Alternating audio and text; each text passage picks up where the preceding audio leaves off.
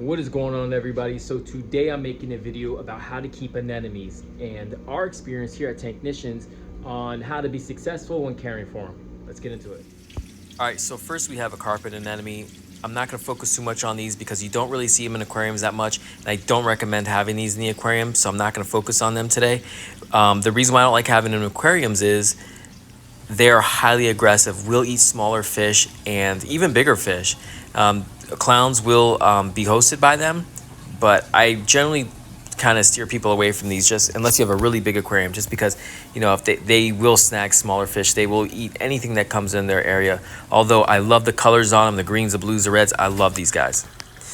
I do recommend rock flower anemones, although I'm not going to be focusing too much on them in this video.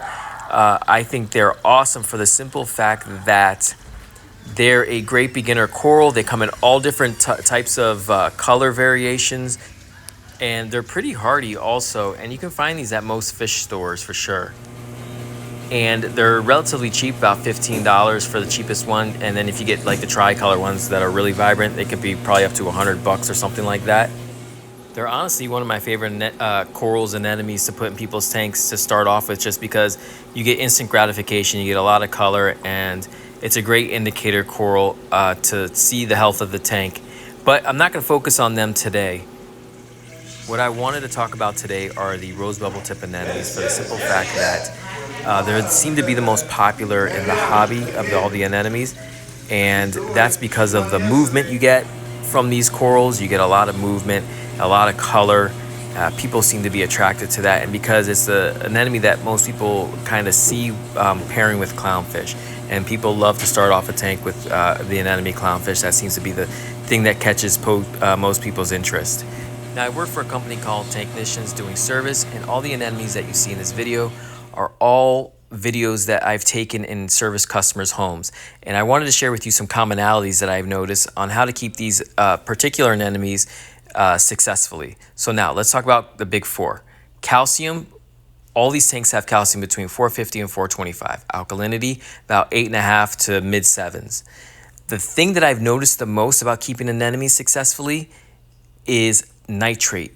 All of these tanks that have these really nice anemones, their nitrates are above 5. That is key. If you have low nitrates, the anemones seem to struggle a bit. Now, there are people out there that keep anemones that have very low nitrate and very low phosphate, but that's usually with more mature systems, and they're feeding their anemones, whether it's coral food or some type of amino acids, to the water column to keep the anemones healthy. But that is only in more mature systems. If you have zero nitrate, zero phosphate, and your system isn't mature, the anemones for sure will suffer. Now, the other thing we can bring up is PAR. I wouldn't really worry about that as long as you have a good quality light, whether that's a good quality LED, T5, or whatever you use. Because anemones will detach and they will go and find where they want to be, where they feel comfortable. So as long as you have good quality LED, you should be fine. I wouldn't worry about it. And that being said, any coral or any anemone you want to keep, you want to make sure that you have the proper marine aquarium light for them. Now, as far as flow, you don't want them to look like this poor guy right here, drooped over. I just turned the flow off in this tank and you can see he's just kind of hanging there. You want to be able to see those tentacles moving in the water column. You don't need to be, you know, crazy flow and these guys ripping throughout the tank. You want, you know, moderate flow just to see enough to see those polyps moving. You want to make sure that your power heads are protected, because the anemones do and will dislodge and could potentially end up in your wave makers, your power heads, and get all sliced up. But some movement like this you're seeing right here, this is gentle flow right here. It's, you know, gentle to moderate flow. The polyps are moving, the anemone's big and happy. This is fine. You don't need a bunch of flow through, you know, torpedoing through your tank. And honestly, most reef aquariums will have enough flow to keep these guys happy. And they have the ability to move, like I said. If they are not happy in a spot, they will move to another spot where they feel more comfortable. Which brings us to my next point.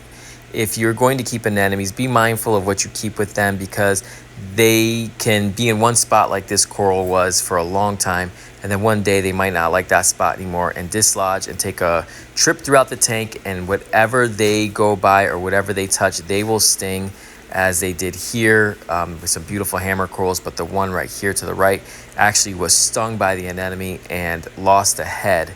So just be mindful of, if you're going to keep an anemone, I'd suggest keeping it with corals that can, tolerate their stings a little bit better, or have a big tank, not like this nano, where they have more movement, something like this tank right here, where they have the ability to kind of get bigger and not bother anything. But they usually do fine, especially with softies. And, the softies seem to tolerate their sting pretty well. And you can have them with different types of anemones. Like, you can see these rose bubbles right next to a carpet anemone, and they're touching, and they seem to be just fine. They're chilling. Now, truthfully, I've kind of turned the corner on anemones. I don't think that they're the devil I once thought they were. Now, it is, if you're going to keep them in your tank, you have to know that they have a potential to kill a lot of corals in your aquarium.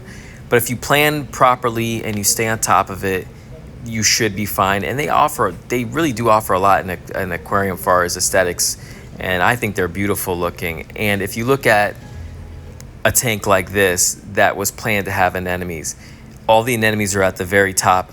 Now, we take several anemones out of this tank every single visit, but you have tons of corals in this tank. The tank looks amazing. It's well established, but you have anemones, you have rock flower anemones, you have mushroom corals, you have some LPS that are on the bottom there that aren't being affected by the anemones. This is a beautiful tank, but it's planned around the fact that those rose bubble tip anemones are present. So you just keep everything as far away from them as you possibly can. You're vigilant, and you just harvest them out of the tank as you see fit. And there's 3 different anemones in here. There's carpet, there's rock flower, and then there's the bubble tip. So, and there's mushrooms. There's all different types of stuff in here. So you can still have a bit of a mixed reef and have anemones with them as well.